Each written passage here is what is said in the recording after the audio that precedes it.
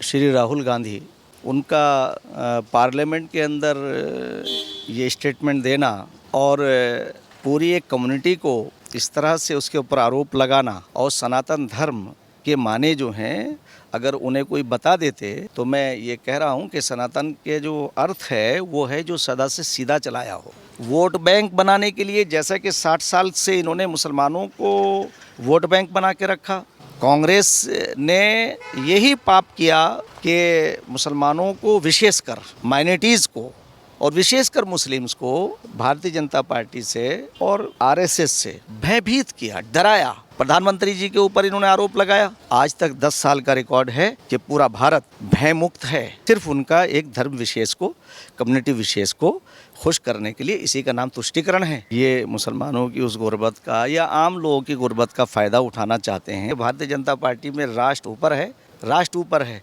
Corruption नीचे है। लोकसभा चुनाव में 99 सीटें लेकर आने वाली कांग्रेस पार्टी और राहुल गांधी जो कि आज लोकसभा में नेता प्रतिपक्ष की भूमिका में है, पर आज राहुल गांधी के 2 बयानों को लेकर लगातार जो है वो सवाल उठ रहा है। एक तरफ उन्होंने लोकसभा के यानी कि सदन में कहा कि हिंदू हिंसक है, तो वहीं दूसरी तरफ का ये जिस तरीके से सेना को लेकर सवाल उठाया गया और कहा गया कि अग्निवीर को अभी तक जो है वो पैसा नहीं दिया गया है जो कि शहीद हुए हैं, जिस पर आज क्लैरिफिकेशन यानी कि सीधी पोल पट्टी जो है वो राहुल गांधी की भारतीय सेना के द्वारा खोल दी गई, क्योंकि से भारतीय सेना ने सोशल मीडिया पर पोस्ट करते हुए सीधे तौर पर कहा है कि जो भी अग्निवीर हैं उन्हें पूरा पैसा दिया गया है। इसी पूरे मामले पर विस्तार से बात करते हैं। हमारे साथ मौजूद हैं उत्तराखंड सरकार के मदरसा बोर्ड के अध्यक्ष मुफ्ती शमून कासमी जी। सर, जिस तरीके से आज एक तरफ तो ये कहा जाता है कि जो देश में मोदी सरकार है उस पर लगातार विपक्षी आरोप लगाता है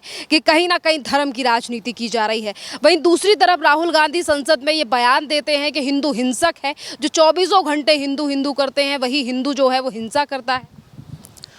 देखिए, श्री राहुल गांधी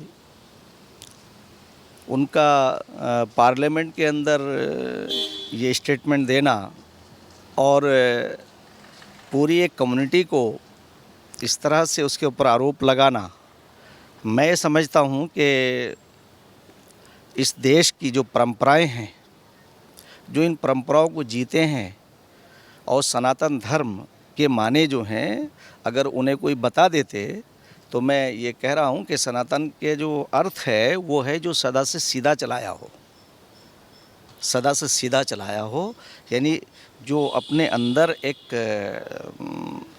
पूरे विश्व के कल्याण की भावना रखते हों, वसुधैव कुटुम्बकम की बात करते हों।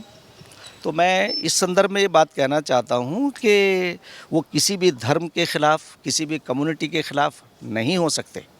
और मेरा तो अनुभव भी है, मेरा 37 साल का ये अनुभव है कि मैंने आज तक अपने राष्ट्र के अंदर अपने उन लोगों को जो धर्म को मानते हैं, धर्म को ग्रहण करते हैं, कभी ना मैंने उन्हें हिंसक देखा है और ना वो हिंसा की कभी तरफदारी करते देखे गए हैं।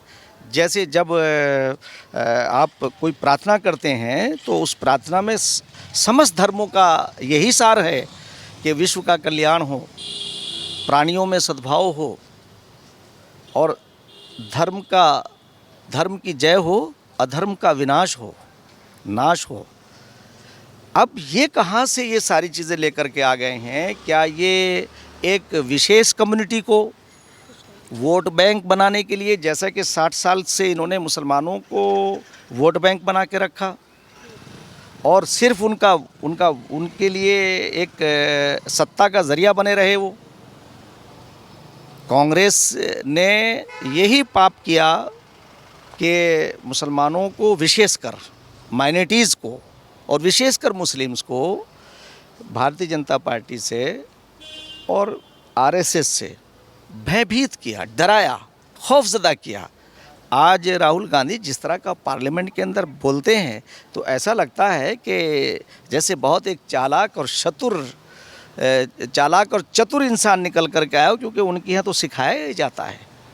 तो मैं इसलिए राहुल गांधी जी से कहना चाहता हूँ कि किसी कम्युनिटी विशेष को, किसी धर्म विशेष को अगर आप इस तरह का आपका आचरण होगा तो ये पार्लियामेंट की गरिमा के ख़िलाफ़ है आप अपना इलाज कराइए। और मैं समझता हूँ कि नेता विपक्षी दल बनाना कांग्रेस का एक ऐसी प्राणी को, ऐसे इंसान को, ये बिल्कुल उचित नहीं है। कांग्रेस को इसके ऊपर गौर करना चाहिए और फौरी तौर से नेता विपक्ष बदलना चाहिए, इसलिए कि नेता विपक्ष जो है वो बड़ा जिम्मेदार होता है।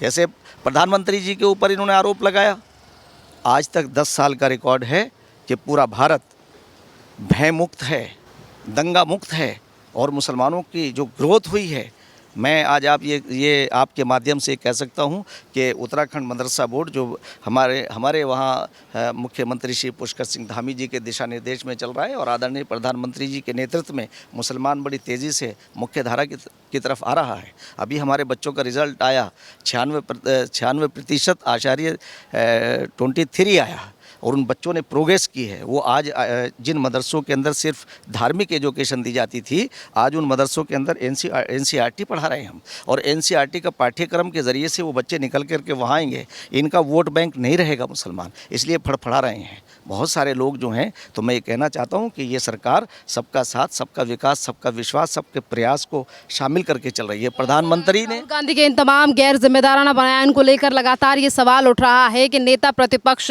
क्योंकि कई बार जो है वो इस तरीके के बयानों के चलते सुप्रीम कोर्ट से लेकर संसद भवन में राहुल गांधी माफ़ी मांग चुके हैं।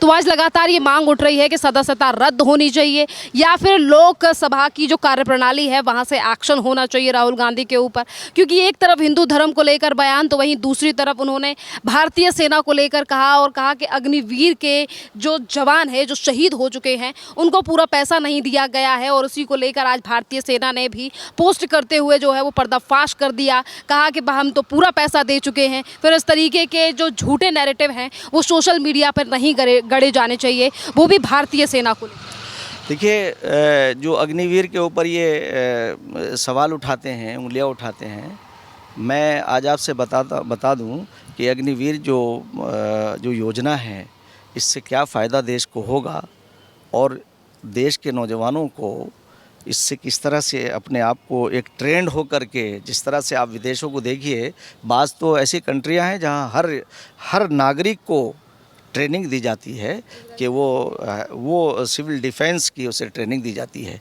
हमारे लोग जब इस तरह से आएंगे तो सारे नौजवान जो है वो ट्रेंड होंगे और हम एक शक्तिशाली देश बन करके कोई भी हमारी तरफ आंख नहीं उठा पाएगा।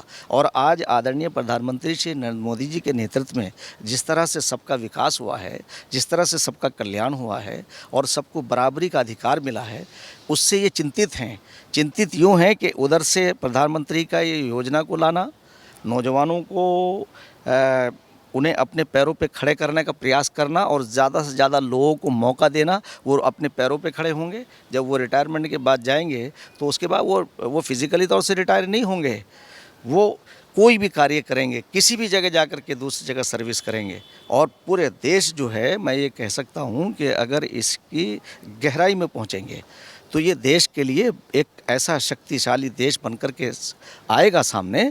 और इस तरह के लोग इन चीज़ों को जान रहे हैं। इसी तरह से इन्होंने इस इलेक्शन के अंदर जिस तरह से इन्होंने षड्यंत्र किया है और संविधान का सहारा लेकर के इन्होंने लोगों को गुमराह किया है कि ये संविधान को ख़त्म कर देंगे और ये हम संविधान की रक्षा के लिए आए हैं। मैं कहना चाहता हूँ कि संविधान ने तो एक आम आदमी को, जो एक गरीब घर के अंदर पैदा हुआ, जिसकी कोई सियासी बैकग्राउंड नहीं है, जो किसी राजघराने के अंदर नहीं पैदा हुआ, एक मजदूर आम आदमी के घर में पैदा होने वाला प्रधानमंत्री नरेंद्र मोदी जी आज इस देश के प्रधानमंत्री अगर हैं तो इस संविधान की वजह से हैं। सर, नेता प्रतिपक्ष होने के बावजूद इस तरीके से गैर जिम्मेदाराना बयान देना, इस पर आप क्या कहेंगे? जो एक्शन की बात की जा रही है, आखिरकार कांग्रेस पार्टी के नेताओं को हिंदुत्व से इतनी नफरत क्यों है? क्योंकि कभी कहा जाता है भगवा आतंकवादी है, कभी कहा जाता है हिंदू हिंसक है।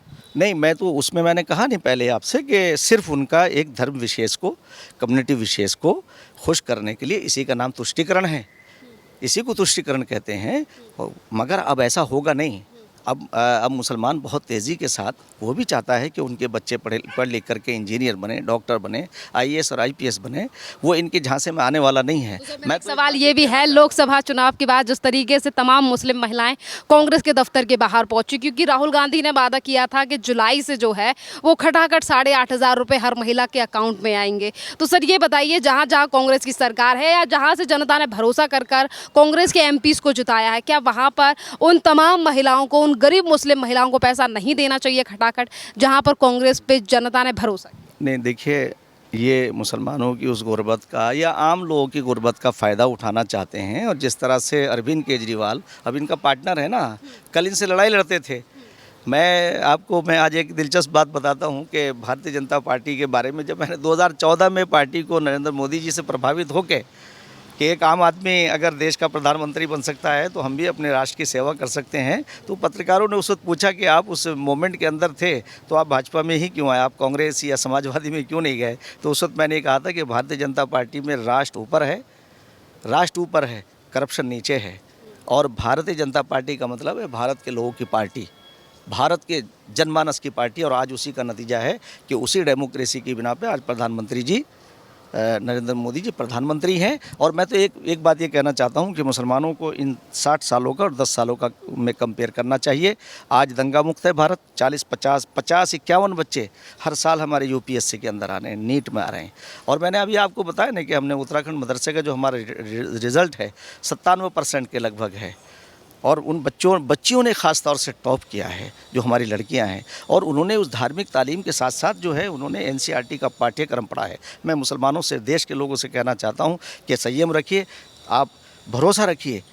आदरणीय प्रधानमंत्री श्री नरेंद्र मोदी जी एक जिम्मेदार व्यक्ति हैं जो राष्ट्र के लिए जीते हैं और राष्ट्र के लिए उनका जीवन समर्पित है। और इस मौके पर बस एक मुतालबा करना चाहता हूं, तमाम जनमानस से बात कहना चाहता हूं, ख़ास तौर से कांग्रेस से भी अपील करना चाहता हूं कि अगर आपके अंदर बुद्धि है और आप राष्ट्र के उन संविधान को आप मानते हैं तो फौरी तौर से राहुल गांधी को नेता विपक्षी दल से आप हटाइए और किसी जिम्मेदार व्यक्ति को उस जगह पे नियुक्त करिए। इसलिए कि राष्ट्र का अगर विपक्ष का नेता जो है वो पूरे विश्व के अंदर उसकी छवि अगर छवि इस तरह की जाएगी तो इससे राष्ट्र कमज़ोर होगा। राष्ट्र का जो स्वाभिमान जो इन पिछले 10 सालों में आदरणीय प्रधानमंत्री ने स्थापित किया है वो प्रभावित होगा। इसलिए सबसे पहले तो मैं उन्हीं से मुतालबा करता हूं कि उन्हें फौरी तौर से तत्काल प्रभाव से राहुल गांधी को तो संवैधानिक जो प्रक्रिया होंगी वो तो संविधान के हिसाब से उसे सज़ा मिले, मगर मैं कांग्रेस से ये मुतालबा करना चाहता हूं कि आप अपनी इस मानसिकता से बाहर आइए और फ़ौरन नेता विपक्षी दल की